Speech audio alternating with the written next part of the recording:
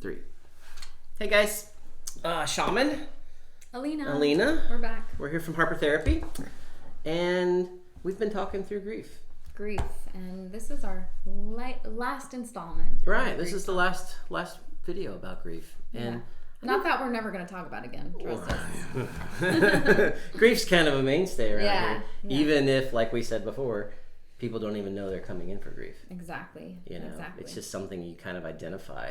Right. It's amazing to me, like talking through cases and stuff, when someone's like, yeah, and I pointed out to them, hey, that this loss of this hope or this desire or this thing is probably a big part of what is going on. They're like, really? Yeah. But it resonates, and it's amazing. I think so much of the work we do here is validating experience. Right. We as a society tend to minimize and brush off, whether you want to call it trauma, grief. Right. We want to just deal with it and move on. Push it aside. And when we don't deal with those things, it comes out sideways. Right. I wanted to read you guys a quote that was written by Richard Rohr. It says, "Facing what is real opens the heart to grief, which somehow opens the heart to love even more deeply." And, something we were talking about just before recording is that regardless of how we deal with our emotions, all of us have an innate desire for more connection, for more love, for more belonging, Absolutely. to just be a part of something bigger than ourselves. Right. We're wired for connection. And we want to have purpose. Right. Right? So, it's normal to feel grief and to feel disappointed when we aren't having those things. It is normal. No matter how jacked up we've taught, men in our society to not deal with grief, grief is a very normal and appropriate response to loss. Exactly. Whatever that loss is, right?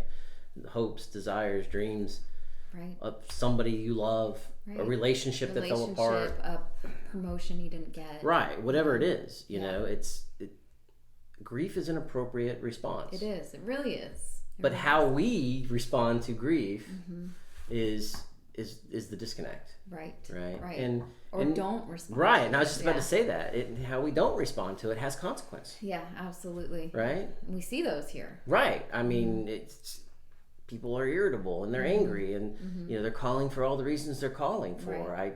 I'm terrible to my children and Anger's my relationships are control. falling apart and all these things, and their life is just out of control. Right. You might find yourself engaging in numbing behavior, maybe behavior that you saw growing up and that you weren't a big fan of, like drinking too much, using substances to numb out.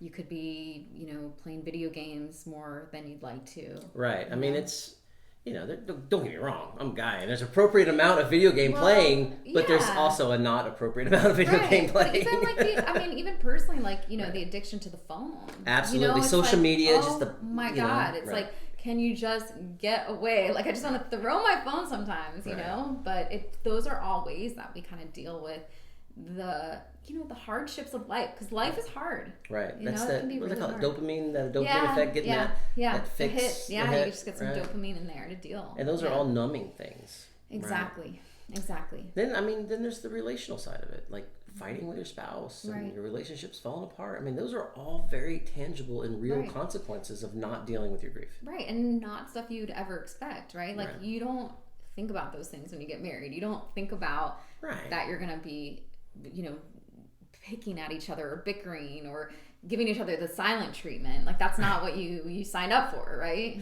Right. You don't think you're going to be so angry with someone you can't even deal with, how their eyes blink and you're like, you're driving me nuts. Stop chewing like that. Right.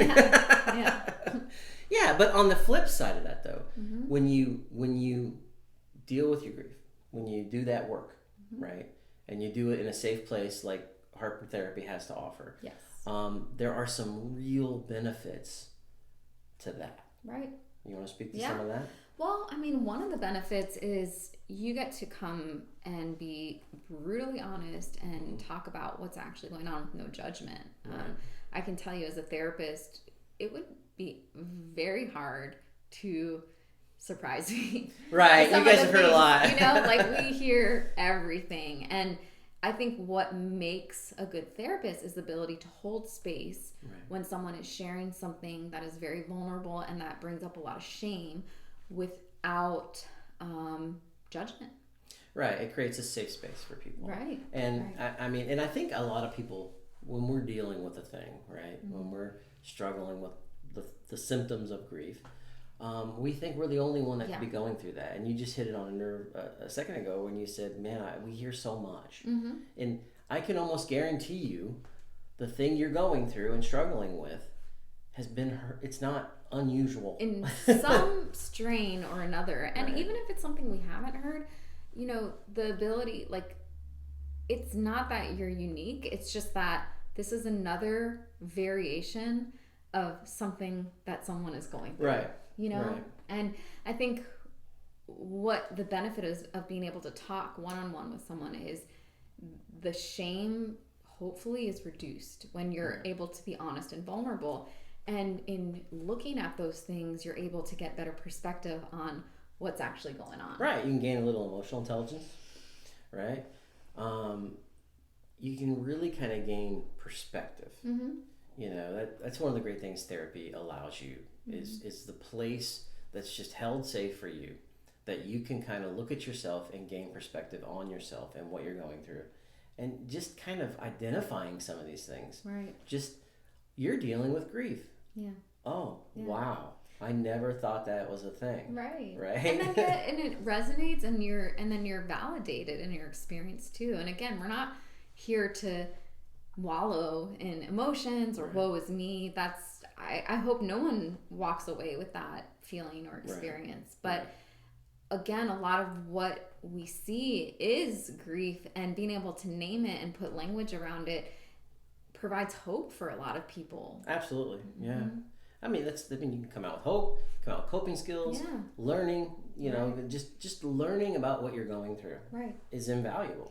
And insight, awareness ultimately leads to change. We cannot change what we're not aware of. Right.